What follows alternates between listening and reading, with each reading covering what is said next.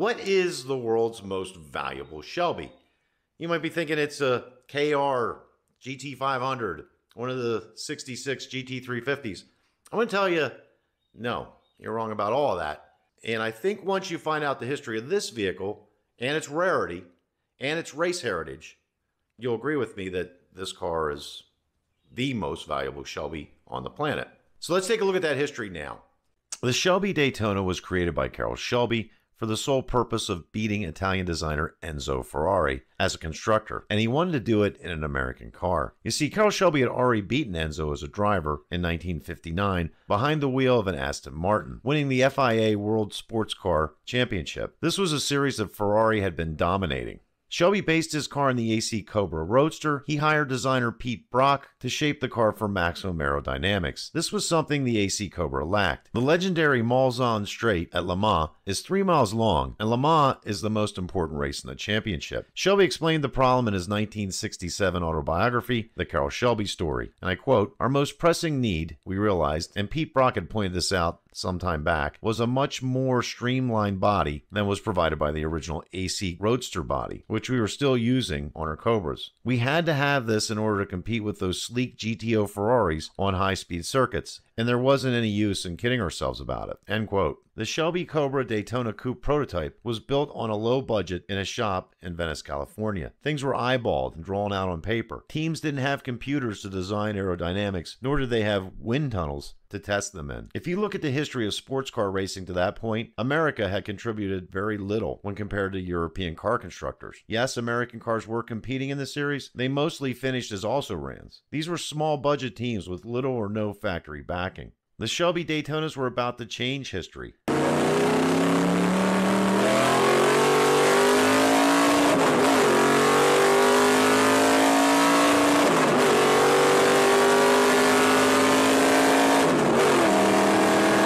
They performed very well during their first year in competition, that being 1964, with a standout win in their class at the 24 Hours of Le Mans. They outpaced the Corvettes, Lolas, Porsches, and Alphas, but the Daytonas still finished second in the championship behind Enzo's Ferraris. 1965 turned out to be the year of the Shelby Daytona. They had taken first place in their class, making Shelby the first ever American racing team to do so, and they did so in convincing fashion. They won 9 of 12 events. Team Shelby won the 24 Hours of Daytona, the Italian Grand Prix at Monza, and the grueling 1,000-kilometer race at the Nürburgring. CSX-2287, the car that Shelby had built in Venice, California, remained the only one made in America. The other 5 Daytona frames were sent to Moderna, Italy, the home of Ferrari, to have the bodywork completed. Now that we have the background of the cars established, let's talk about the prototype, chassis number CSX-2287. This is the original Shelby Daytona Coupe. It caught fire spectacularly while refueling in Daytona in 1964. This accident cost the car the race, but fortunately the fire was extinguished in time to save the car and its driver. Also in 1964, with Dave McDonald and Bob Holbear behind the wheel, it nabbed its first win at the 12 Hours of Sebring. After winning the 65 championship, all the Daytona cars were retired from racing. Carroll Shelby had shifted gears to Ford's GT40 program, but this chassis still had something to prove, so it was taken to the famous Bonneville Salt Flats in Utah. Over 4 days, CSX-2287 set 23 national and international speed records, and it reached a top speed of 187 miles per hour. Shortly thereafter, it was reconditioned and was advertised for sale. Slot car racing magnate Jim Russell bought the car from Shelby in 1966 after seeing an ad in the newspaper for approximately $5,000. Russell eventually listed the car for sale, and music producer Phil Spector bought it from him. Phil Spector was kind of a strange dude. He used house paint and brushed the car's records on the doors. He also started driving it around Los Angeles. Rumor is that Spector rolled up so many tickets that his lawyers told him he needed to sell the car. And then, of course, on top of that, it was an actual race car, not a cruiser. The cabin became hot after just a few miles, and it was loud as hell. Also, at some point during this time frame, CSX-2287 raced the vaunted Monkey Mobile with Davy Jones as its pilot.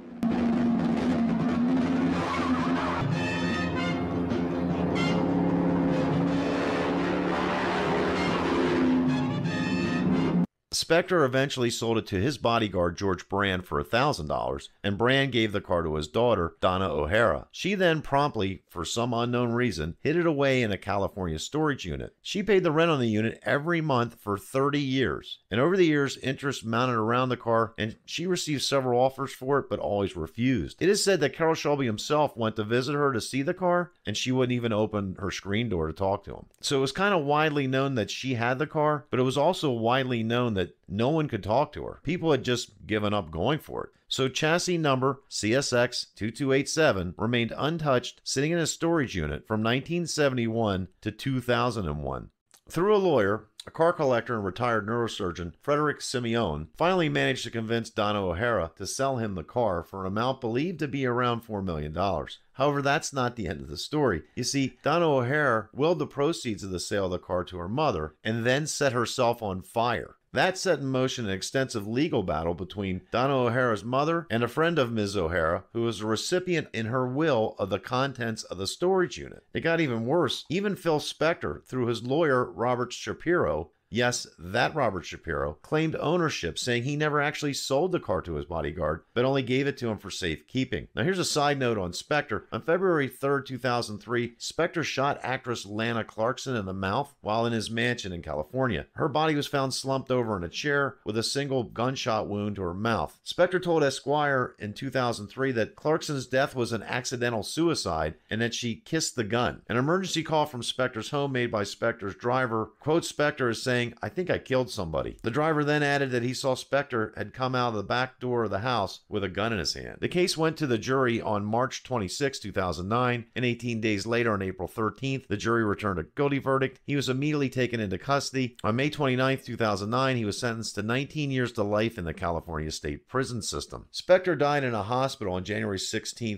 2021, at the age of 81 due to complications of COVID-19. This according to the California Department of Corrections. And side note, ultimately the judge in the case concluded that CSX 2287 had been sold legitimately to Frederick Simeone. The chassis CSX 2287 is included in the National Historic Vehicle Register. That puts it in the same class as American icons like the Statue of Liberty and the Space Shuttle. The car is currently on display at the Simeone Automotive Museum, which is located just southwest of Philadelphia, Pennsylvania. It is currently in an as-driven condition, with all the original paint, chips, and scratches. It is still occasionally driven around the museum, but no longer raced. I'll leave a link in the description to the museum with its address and hours of operation.